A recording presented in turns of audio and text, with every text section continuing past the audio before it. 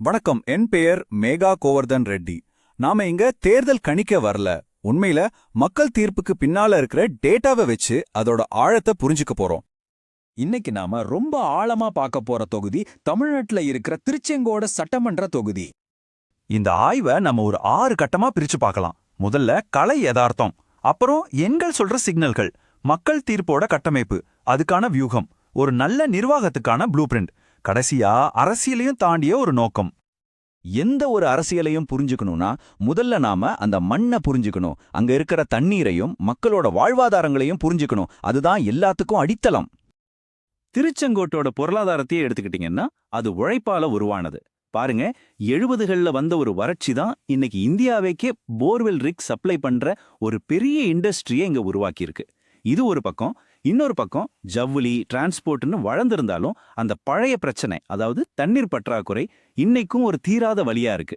இது மட்டும் இல்ல, படிச்ச இளைஞர்களுக்கு அவங்க தகுதிக்கு ஏத்த வேலை வாய்ப்புகள் இங்க ரொம்ப கம்மி. இங்க ஒரு பெரிய பிளவையே பார்க்க முடியுது. டவுன் தான் எக்கனாமிக் சென்டர், எல்லா வசதியும் அங்க இருக்கு. ஆனா கிராமப்புறங்கள்ல இருக்கிற மக்கள் அடிப்படை ரோடு வசதி கூட இல்லாம நாம புறக்கணிக்கப்பட்டதா உணர்றாங்க. இந்த இடைவெளி மக்களோட மனசுல ஒரு அந்நியத்தன்மையை உருவாக்குது.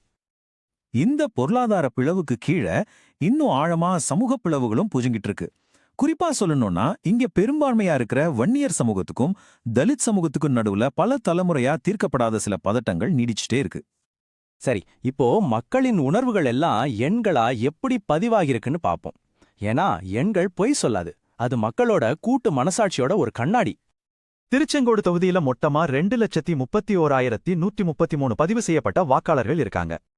வாக்குப்பதிவை பாருங்க, 2016லயும் சரி 2021லயும் சரி வாக்குப்பதிவு ரொம்பவே அதிகமா இருந்திருக்கு. இது என்ன காட்டுது? மக்கள் தங்களோட உரிமையை நிலைநாட்டுறதுல எவ்வளவு தீவிரமா இருக்காங்கன்னு காட்டுது. இந்த சமூக கட்டமைப்பு தான் இந்த தொகுதியோட அரசியலை தீர்மானிக்குது. வன்னியர்கள் பெரும்பான்மையா இருக்காங்க, பட்டியல் சாதியினர் ஒரு 16% இருக்காங்க. இதுதான் இங்க அரசியல் கணக்குகளோட அச்சாணியாவே இருக்கு. 2021 தேர்தல் முடிவுகளை பார்த்தா திமுக கூட்டணி வேட்பாளர் ஈஸ்வரனுக்கும் அதிமுக வேட்பாளர் பொன் சரஸ்வதிக்கும் இடையே நடந்த போட்டி உண்மையில ஒரு நூல் இடையில போன மாதிரிதான். இந்த முழு பகுப்பாய்வோட மைய புள்ளியே இதுதான். வெற்றி வித்தியாசம் வெறும் 2862 வாக்குகள். பர்சன்டேஜ்ல சொன்னா வெறும் 1.56%. இது ஒரு அரசியல் அலையே கிடையாது. இது ரொம்பவும் பலவீனமான, சுலபமா உடையக்கூடிய ஒரு மக்கள் தீர்ப்பு. தொகுதி எவ்வளவு ஆழமா பிளவுபட்டிருக்குங்கிறதுக்கு இதை விட ஒரு தெளிவான அடையாளம் தேவையில்லை. நம்ம அரசியலமைப்பு சட்டத்தோட அடிப்படை கொள்கையே ஒவ்வொரு தனிநபரோட கண்ணியம்தான். அதனால கொடுக்கப்படுற வாக்குறுதிகள் கண்டிப்பா காப்பாற்றப்படணும். ஏன்னா அதுதான் ஒரு குடிமகனுக்கும் அரசுக்கும் இடையிலான நம்பிக்கையோட அடித்தளம். சரி, இந்த தீர்ப்பு ஏன் இவ்வளவு பலவீனமா இருக்கு? இந்த மாதிரியான ஒரு போட்டிக்கு உண்மையான அடிப்படை காரணங்கள் என்னன்னு கொஞ்சம் ஆழமா பார்ப்போம். மக்கள் நம்பிக்கை குறைஞ்சதுக்கு 4 முக்கியமான காரணங்களை நாம பார்க்க முடியுது. 1, ஒடுக்கப்பட்ட தலித் வாக்காளர்கள் கிட்ட ஏற்பட்டிருக்கிற அதிருப்தி. 2, அடிப்படை உள்கட்டமைப்புல இருக்கிற வெளிப்படையான தோல்வி. 3, படிச்ச இளைஞர்கள் மத்தியில வேலையில்லா திண்டாட்டம். 4, நலத்திட்டங்கள் எங்க அடிப்படை தேவையை பூர்த்தி செய்யலையேங்கிற ஒரு சோர்வு. கழிப்பறை கட்டிட்டாங்க, ஆனா வன்னியர்கள் எங்களை பயன்படுத்த விட மாட்டேங்கிறாங்க. இது தலித் சமூக தலைவர்கள் கிட்ட இருந்து வந்த நேரடியான ஒரு மனக்குமுறல். இது வெறும் டெவலப்மெண்ட் பிரச்சனை இல்ல, இது மனித கண்ணியத்தின் மேல நடத்தப்படுற ஒரு தாக்குதல். இவ்வளவு சிக்கலான ஒரு அரசியல் களத்துல ஒரு தலைவர் எப்படி செயல்படணும், என்ன மாதிரி வியூகங்களை கையாளலாம்? இங்க இருக்கிற வாக்காளர்கள் அவ்வளவு சீக்கிரமா மாற மாட்டாங்க. 2016ல இருந்து 2021க்குள்ள வெறும் 3.2% வாக்காளர்கள் தான் தங்களோட முடிவை மாத்திருக்காங்க. இதோட அர்த்தம் என்ன? இங்க ஜெயிக்கிறதுங்கிறது விளிம்புல இருக்கிற கொஞ்சம் வாக்காளர்களை சம்மதிக்க வைக்கிறதுல தான் இருக்கு. இப்போதைய எம்எல்ஏ ஈஸ்வரனுக்கு ஆளுங்கட்சியோட கூட்டணி ஒரு பெரிய பலம். ஆனா அவர் மேல மக்களுக்கு நம்பிக்கை குறைவா இருக்கு, வெளியாளுங்கிற ஒரு பார்வையும் இருக்கு. அவரை எதிர்த்த பொன் சரஸ்வதிக்கு அவங்க கட்சியோட கட்டமைப்பு ஒரு பலம். ஆனா சமூக பதட்டங்கள்ல அவரோட பங்கு ஒரு பலவீனமா பார்க்கப்படுது. இப்படிப்பட்ட ஒரு சூழலை ஒரு தலைவர் எப்படி எதிர்கொள்றது? இதுக்கு சதுர்முக கோட்பாடுன்னு ஒரு பழமையான இந்திய வியூகம் நமக்கு வழிகாட்டுது. அதாவது ஒரு தலைவர் 4 விதமான முகங்களை காட்டணும். சிவன் மாதிரி புறக்கணிப்புக்கு காரணமான சிஸ்டம் கிட்ட கேள்வி கேட்கணும். விஷ்ணு மாதிரி சமூகத்துல அமைதியையும் நல்லிணக்கத்தையும் நிலைநாட்டணும். பிரம்மா மாதிரி பழைய பிரச்சனைகளுக்கு புது புது தீர்வுகளை உருவாக்கணும். துர்கை மாதிரி நலிவடைஞ்ச மக்களோட உரிமைகளுக்காக நிக்கணும். சரி, வெறும் பிரச்சனைகளை பத்தி பேசிட்டே இருந்தா பத்தாது. இந்த குறைகள்ல இருந்து வளர்ச்சி பாதைக்கு எப்படி போறதுன்னு ஒரு உறுதியான டேட்டா அடிப்படையிலான திட்டத்தை இப்ப பார்க்கலாம். ஜெயிக்கிறதுங்கிறது சத்தமா வாக்குறுதி கொடுக்கறதுல இல்ல, நம்பகமான செயல்படுத்தக்கூடிய ஒரு திட்டத்தை கொடுக்கறதுல தான் இருக்கு. அப்போ அப்படி ஒரு திட்டம் எப்படி இருக்கும்?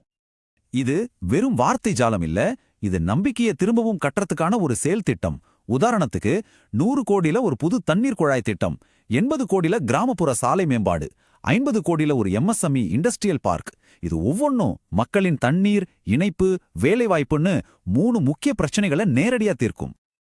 இன்னைக்கு டெக்னாலஜி நம்ம வாழ்க்கையோட ஒரு அங்கமா மாறிடுச்சு. ஆனா டெக்னாலஜி எப்பவுமே மனித கண்ணியத்துக்கு சேவை செய்யற மாதிரி தான் இருக்கணும். நம்ம இந்தியாவோட தனி உரிமை சட்டங்களின்படி மக்களை நம்ம அணுகணும்னா அவங்களோட வெளிப்படையான சம்மதம் வாங்கணும், எதுக்காக அணுகுறோம்னு தெளிவா சொல்லணும். அதுதான் ஒரு அடிப்படை மரியாதை.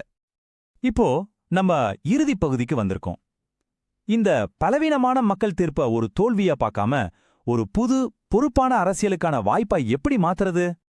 ஒரு சின்ன ஆனா அமைதியான எச்சரிக்கை: பிளவுபட்ட ஒரு சமூகத்து மேல கட்டப்படுற எந்த மக்கள் தீர்ப்பும் சுலபமா உடைஞ்சிடும். அப்போ முன்னாடி போறதுக்கு ஒரே வழிதான் இருக்கு.